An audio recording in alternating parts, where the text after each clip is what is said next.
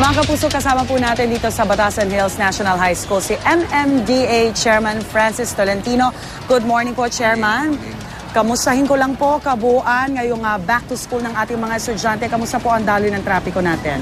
So far okay pa tayo. Meron lang pong ilang reblocking sites na hindi pa ho nakiklear. So pinapaalis po natin yung sa may Reliance na daanan ko kanina.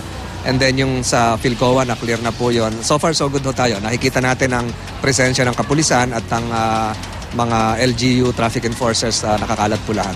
At rinig ko ho, meron ho kayong proyekto ngayon na pupuntahan. Ano ho ang MMDA?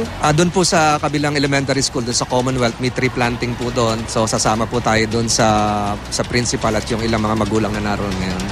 Anong klaseng presensya ang aasahan natin mula sa MMDA? Ano po yung mga babantayan natin para maging ligtas po ang ating mga biyaherong estudyante?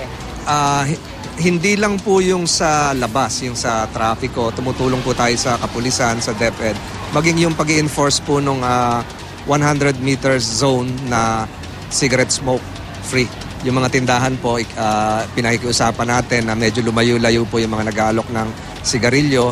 At ganun din po yung pinagbabawal ng mga pamahalaan lokal na nagtitinda ng ilang mga kakanin na mga walang permit. So yung kaligtasan po ng ating mga eskwela, babantayan din po natin yon.